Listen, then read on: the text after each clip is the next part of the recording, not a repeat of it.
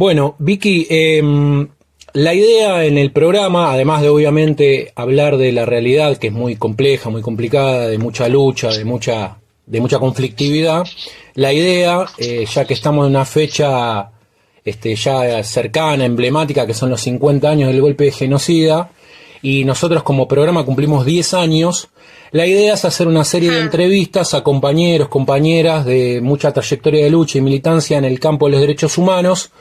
Así que bueno, dentro de esas entrevistas nos parecía muy importante, por tu lucha, por tu trayectoria, por tu historia, entrevistarte a vos.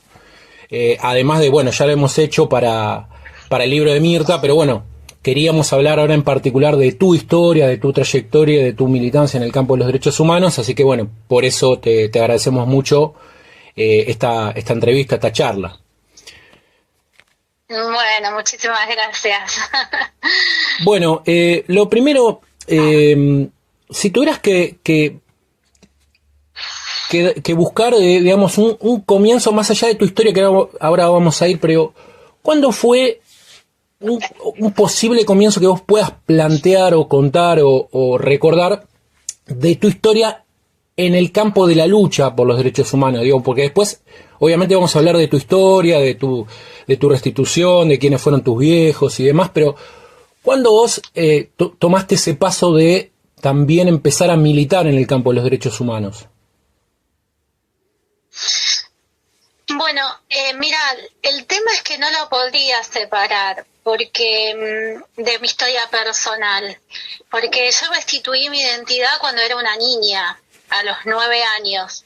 Y en ese marco, o sea, estamos hablando del 1987, ¿sí?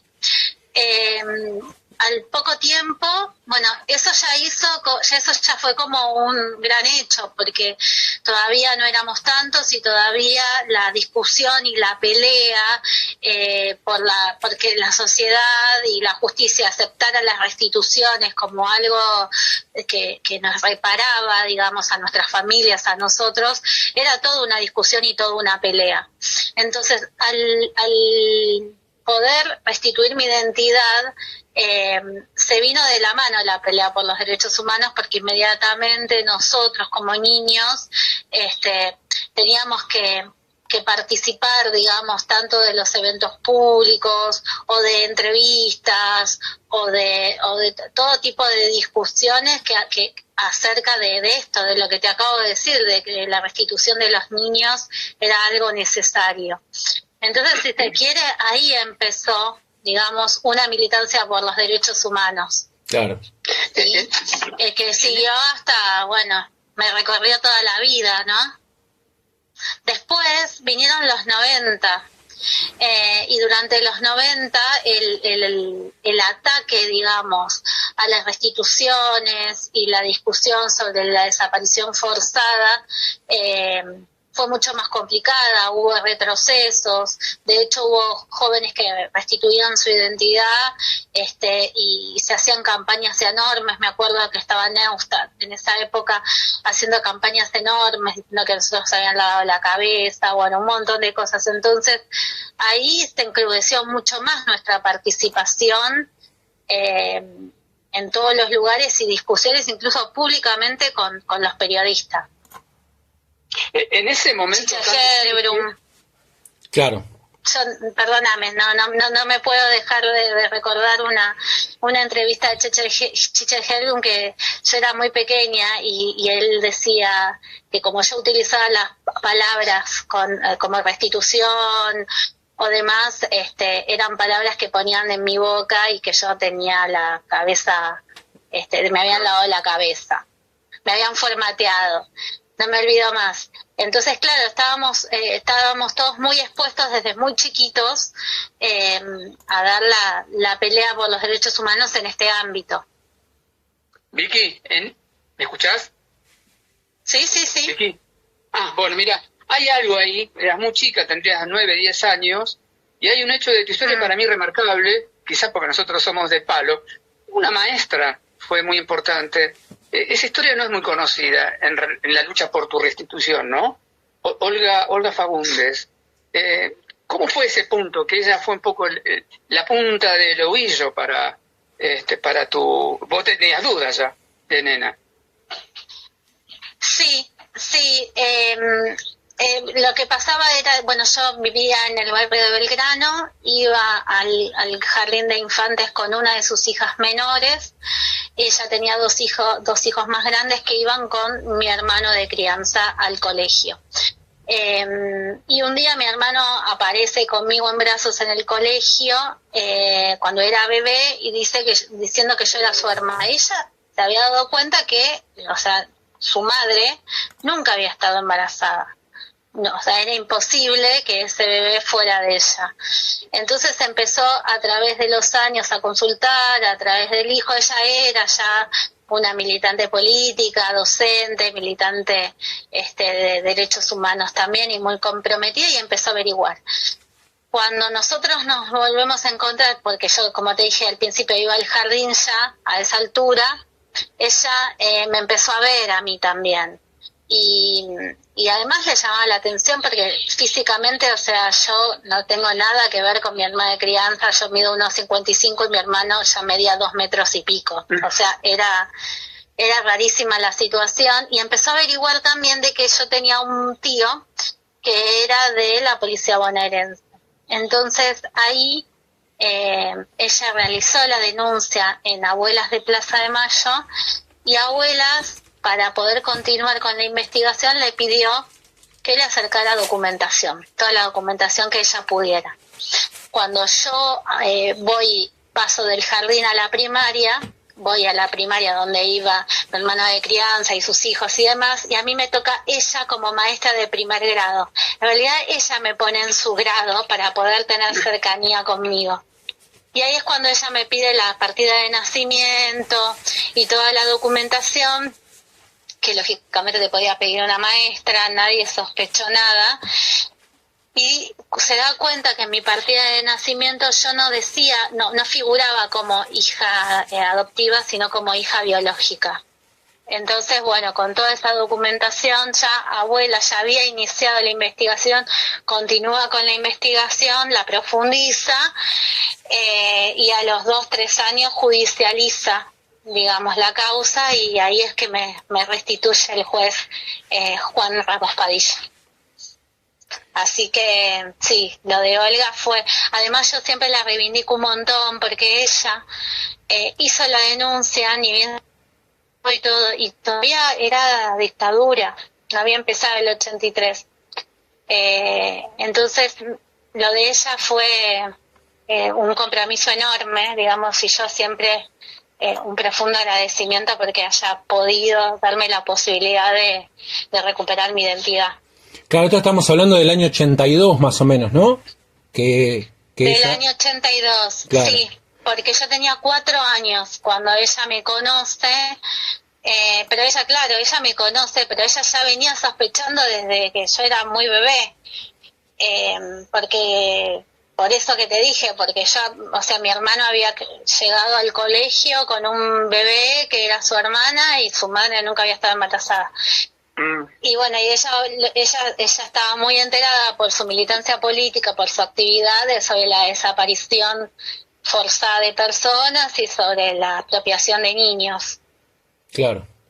Y ahí, bueno, a partir de todo ese proceso, vos, bueno, ahí fuiste descubriendo tu historia, ¿no? La historia de tus viejos. Vos naciste ¿en qué centro clandestino? En el pozo de Banfield, ¿no? Yo nací en el Pozo de Banfield, sí. Sí, claro. Sí, cuando a mí me restituyen la identidad, por eso te decía, remontémonos, bueno, esto a mí me a vivir con mis abuelas el 31 de diciembre de 1985. Me dicen sobre mi identidad el 30 de diciembre, el día anterior. Claro. Y a partir de ahí ya fue nada, lógicamente. Para poder explicarme qué era lo que estaba pasando, me tenían que decir todo, ¿no? Entre ellos que había pasado a mis padres y demás. Y bueno, y eso implicó también contarme de que yo había nacido en un centro clandestino de detención que se llamaba Pozo de Banfield, en el marco de que mis padres seguían desaparecidos. Claro. Sí, Anma. Armando. ¿Y cómo ves a tus padres hoy, que son mucho más chicos que vos en edad, ¿no? Ya con el tiempo, porque no eran de Uruguay, ¿no?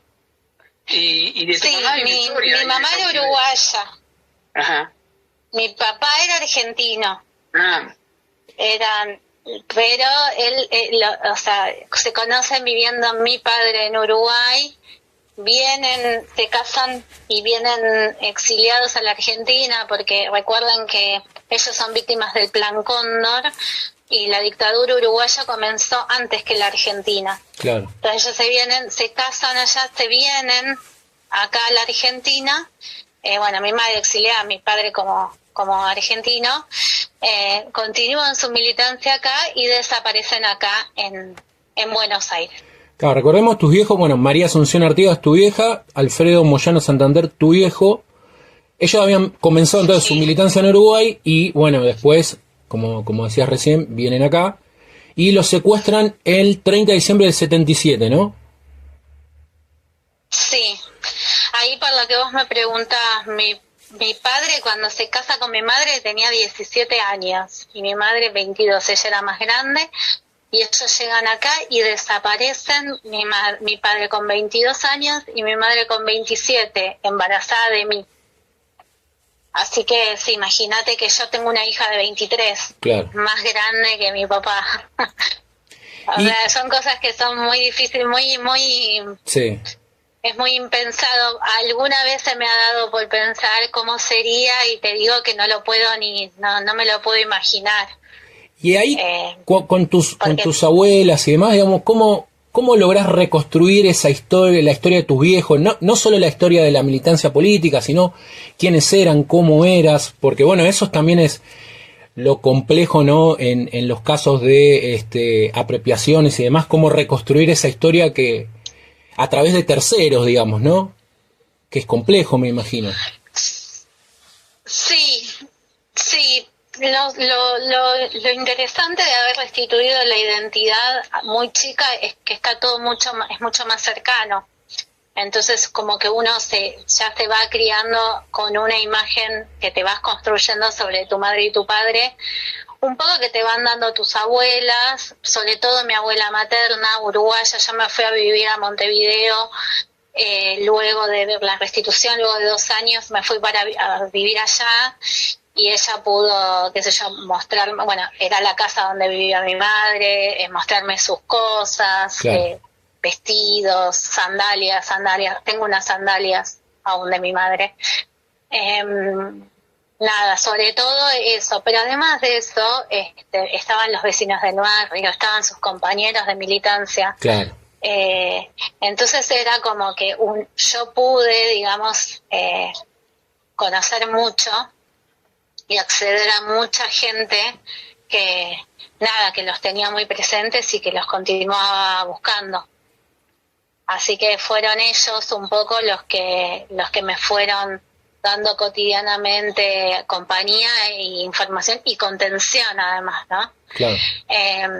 Y los compañeros de militancia de mis viejos es como que se adoptaron un compromiso de cuidar de mis abuelos y de tenerme muy cerca a mí, varios de ellos. Entonces era como era poder conocerlos a ellos desde varios puntos de vista, no solamente desde el padre o la madre o los hermanos, ¿no? Claro. Sino desde sus propios compañeros, desde los propios vecinos, que incluso son los que te cuentan montones de cosas que incluso a tu familia las pasa por alto. Claro. Así que fue así, fue con el tiempo y con los años que uno va construyéndolo, ¿no? O sea, no es inmediato tampoco. Y lo de tu mamá en el cautiverio, ¿cómo fuiste reconstruyendo? Porque sé que ahí hubo muchos testimonios de tu mamá defendiéndote, ¿no? Como podía. En ese momento tan dramático de tu nacimiento. Sí, bueno, ahí tuve la posibilidad, cuando restituí mi identidad, a los pocos meses llega de Canadá una compañera que fue compañera de celda de mi mamá, mi mamá prácticamente estuvo todo el embarazo junto a ella. ella y su marido estuvieron en el pozo de Banfield, ellos fueron liberados y mis padres no. Ellos se exilian a Canadá y son quienes le avisan a mis abuelas de que eran abuelas, porque de hecho mis abuelas no estaban enteradas que mi madre estaba embarazada. Y entonces a través de Adriana Chamorro se llama, y Eduardo, su esposo, es que pudimos conocer muy detalladamente cómo fue todo su cautiverio, el cautiverio de los dos. A mi padre se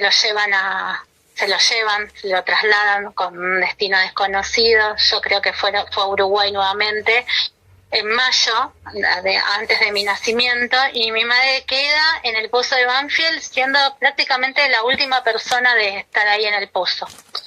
En ese marco, bueno, ella lo que me cuenta es que nada, era ella y otros compañeros, otros sobrevivientes también, de que era una persona así como muy solidaria, muy comprometida y muy luchadora, muy peleadora, aún en esas condiciones, porque los guardias la acosaban sexualmente, les decían cosas a ella y a otras, pero bueno, ella estaba embarazada, entonces ella, por ejemplo, una de las anécdotas es que ella organizó a todas las mujeres ahí del pozo, hicieron una protesta y empezaron ahí a discutir y hicieron como una especie de, pidieron como ver a alguien superior y denunciar a los guardias que la acosaban y demás. Y bueno, parece como que todo eso sirvió y dejaron de hacerlo. Esa era una parte, pero también después hubo otro testigo sobreviviente, Diego Barreda, que él cuenta que llegó en invierno y que producto de la tortura lo habían dejado desnudo y estaba con mucho frío. Y mi madre, como era la que daba el agua, podía salir de su celda para dar el agua y recorrer el resto de las celdas para caminar, porque estaba embarazada, lo vio y él cuenta, y después yo lo vi también, que ella con su frazada le hizo un poncho, y que fue el poncho con el cual se vistió hasta poder salir del pozo. Así que bueno, como un orgullo enorme, esa era mi madre. Y hay una historia una también. Gran mujer. Sí. Y hay una historia que me parece también hermosa, conmovedora, que es, vos contaste en alguna entrevista que estando secuestrada, bueno, te cantaba, estando en la panza, la canción Gurisito, la canción de Biglietti, ¿no? Sí. Y que, bueno, que él, vos después le contaste esa historia a Biglietti y que él después la reversionó la letra y que cuando la cantaba en vivo la dedicaba a tu vieja y a vos. Así que eso también es una historia hermosa que resalta también ese vínculo que vos mencionabas. Sí, es verdad eso, sí. Ella era uruguaya, Claro. así que cantaba todo el día, cuentan, y bueno, esa era una de las canciones, nada más que ella la cambiaba, porque la canción dice, cuando niño mi niño, aunque nazcas pobre tú vas a nacer, Claro. se necesitan niños para amanecer, y ella cantaba, aunque nazcas presa, tú vas a nacer, se necesitan niños para amanecer.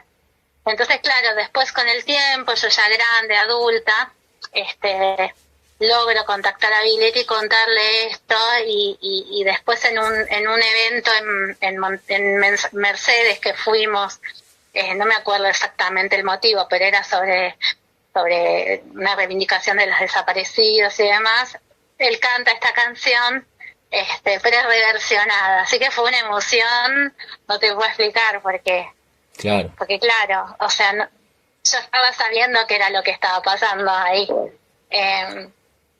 Así que sí, esa es entre las cosas lindas, digamos, a recordar.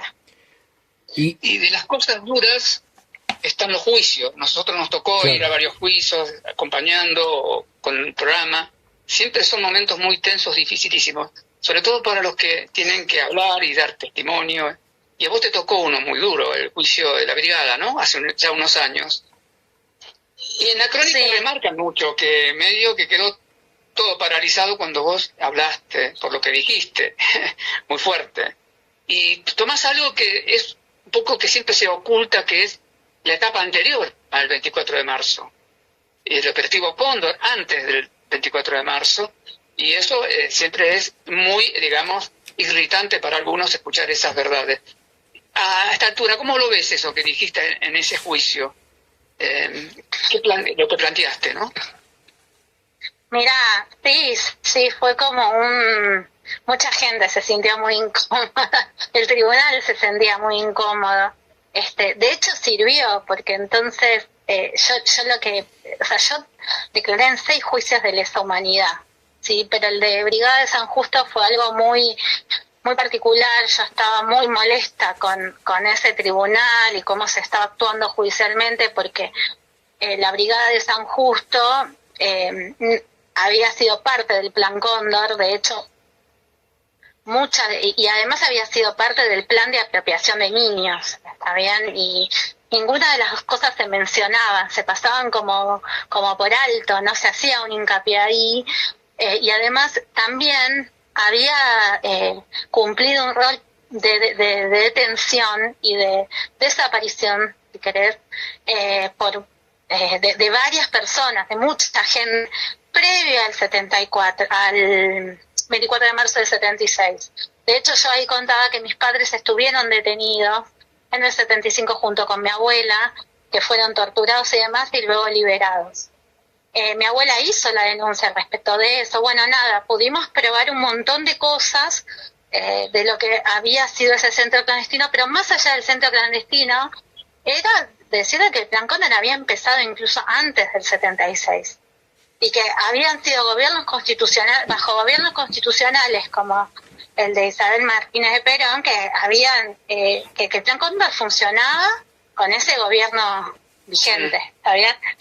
Entonces eso, claro, ponía incómodo a mucha gente, a muchos que no querían hacerse cargo de lo que verdaderamente fue la historia. Bueno, creo que sigue incomodando. Y por otro lado también Creo que sigue incomodando hasta hoy eso que mencionás.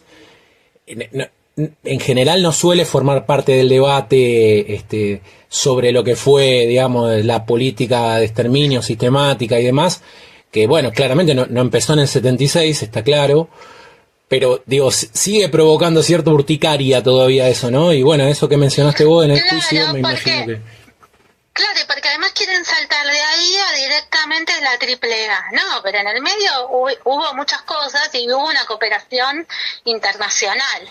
Está bien, una cooperación internacional para el secuestro, tortura y desaparición de gente. Entonces eso molestaba, muchísimo molesta, como vos decís, pero sirvió muchísimo porque vos sabés que pudieron declarar sobrevivientes del 75 que estuvieron en Brigada de San Justo y que nunca habían podido declarar, ¿sí?, lo que les había pasado. Y habían sido torturadas, habían sido detenidas ahí y luego las habían mandado bajo disposición del PEN.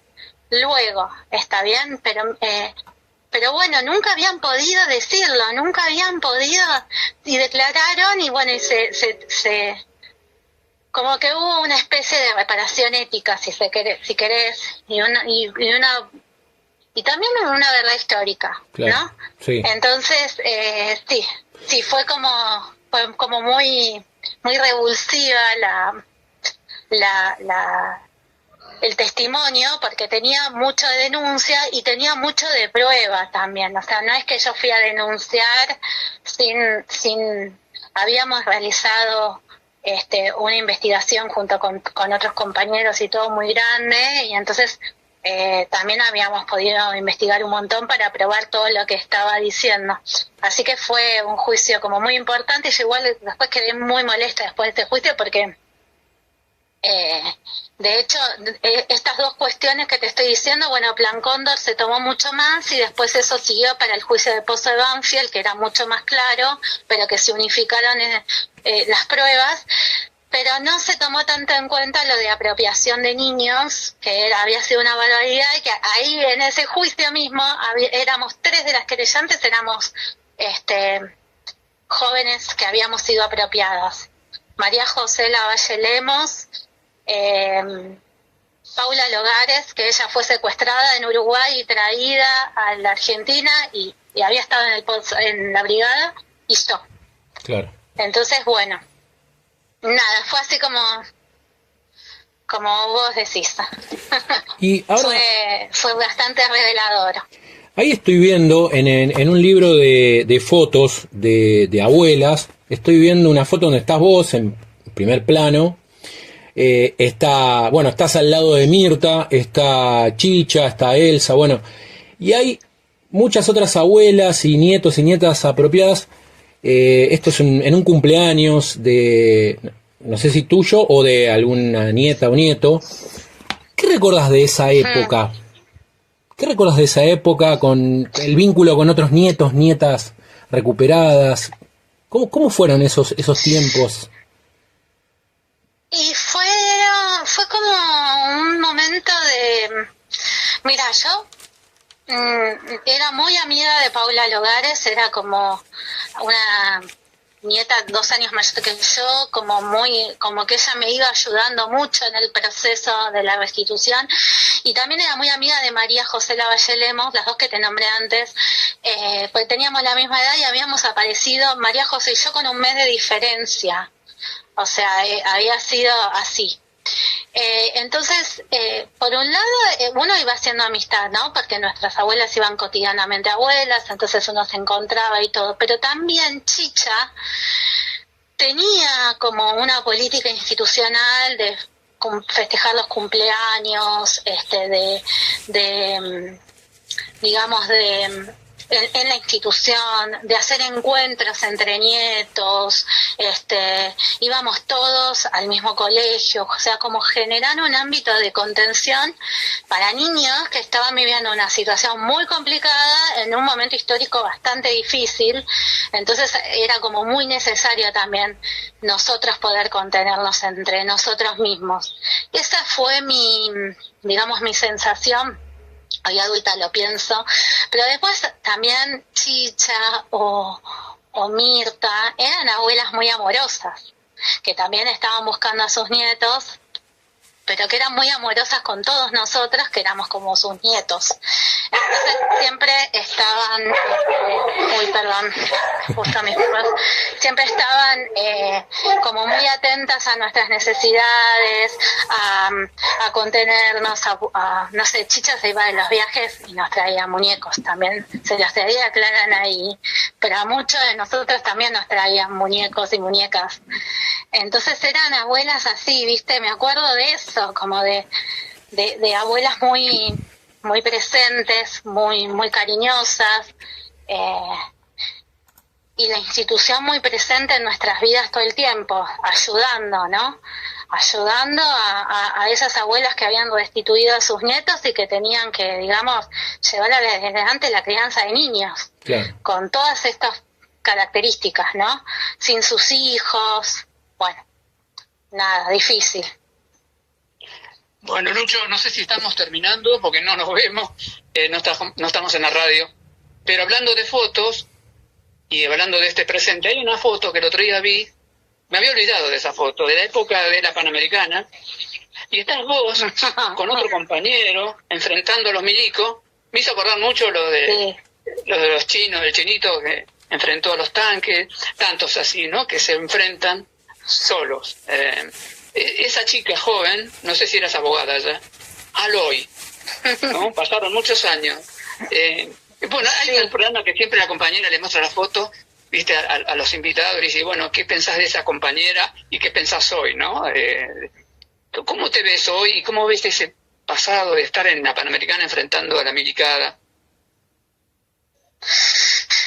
Mira, a ver, sí, ese es el conflicto de Lear. Estuve durante muchos años, Lear, sí, es Lear, acompañando a los obreros a la Panamericana permanentemente. Lo hacíamos con las madres, lo hacíamos con Mirta, con Elia, o sea, lo hacíamos. En ese momento estaba yo sola, pero íbamos, Mirta y Elia iban conmigo. Y nada, hoy yo creo que en un punto, o sea, sigo siendo la misma. Creo que sí, igual. O sea, si en algún momento me tocara la situación, creo que lo volvería a hacer. Sigo acompañando a los trabajadores en lucha, por supuesto. Y creo que la diferencia, no era abogada todavía, ahora soy abogada, creo que amplié el ámbito de intervención. Ahora soy abogada que defiendo niñeces, soy abogada de niños y adolescentes, así que me parece como que extendí mi ámbito de intervención y de defensa de derechos también ahí. Así que nada, sí, creo que eso, que soy la misma, nada más que ahora hago más cosas. Creo que tengo algo de eso. Y ya una última, así ya cerramos y demás. En este contexto de avance, no solo de discursos negacionistas, de ataque frontal a los derechos de los trabajadores, trabajadoras, de esta ley que baja la edad de punibilidad de los menores y demás, bueno, ¿qué puedes decir vos desde tu lugar, de tu trayectoria, de tu militancia de hace tantos años en el campo de los derechos humanos? ¿Cómo estás viendo esto en perspectiva de los 50 años del golpe que se cumplen ahora? Mira, me parece que estamos pasando en un momento de mucho retroceso. Es un momento de muchísimo retroceso a nivel de pérdida de derechos, de calidad de vida, qué sé yo, desde todo punto de vista, desde lo que significa la humanidad. O sea, nosotros estamos en un claro retroceso. Muchos dicen, bueno, los 90, ¿no? Comparándolo con los 90, en el marco de la reforma laboral y demás, yo creo que es peor que los 90. Pero también sé que todo lo que hemos construido durante todos estos años, o sea, en algún momento se tiene que expresar. Toda la pelea que dimos contra los sentidos comunes a favor del genocidio, la dictadura, toda la pelea que dimos durante todos estos años a favor de los derechos laborales y demás, y de las niñeces ni hablar, ¿no? Yo creo que ahora estamos en un retroceso, pero que todo eso no desapareció. Y también confío en que yo creo que nosotros tenemos una sociedad, el pueblo argentino es un pueblo que sabe organizarse, que sabe resistir, y bueno, tal vez no está llegando todo lo que esperamos, ¿no? Pero en algún momento yo opino que tenemos que despertar. Esto no puede seguir así. Entonces estoy como muy molesta, digamos, por todo lo que estamos viviendo y disconforme. Me parece que es un momento muy terrible, pero también opino que en algún lugar está todo eso que supimos construir y que en algún momento se tiene que expresar y que tenemos que conseguir las fuerzas necesarias para revertir todo esto. No será mañana, no será pasado, pero esto tiene que suceder. Así que estoy así. Hoy ayer me quedé como hasta las 2 de la mañana viendo el debate de la reforma laboral. Sí, estamos completamente indignada de que 130 diputados puedan cambiar todo un sistema de derechos a los trabajadores. Me parece indignante, pero bueno, aspiro a que podamos organizarnos, juntar las fuerzas y pelear como hay que hacer. Bueno, no hay otra. Exacto. No hay otra salida. Exactamente. Bueno, Vicky, te agradecemos muchísimo. La verdad que era uno de los testimonios que queríamos contar también en el programa, en el marco de esto que te decía, de los 50 años, de nuestros 10 años de programa. Así que bueno, nuestro programa, creo que te lo comentaba la otra vez, bueno, es un programa que se hace como parte de nuestra militancia, reflejando las voces de las que luchan en distintos planos. Así que bueno, nosotros llamamos a estas voces de los y las imprescindibles, y creo que vos, con tu historia y tu militancia y demás, sos una de esas imprescindibles que queríamos que estén en el programa, así que desde ya te agradecemos. Seguramente te vamos a molestar en alguna otra oportunidad para hablar un poco del tema de la baja de la edad de punibilidad de los menores, porque vos además estás laburando con eso. Así que, pero bueno, eso da por ir para otro programa y para charlar largo y tendido sobre ese tema puntual.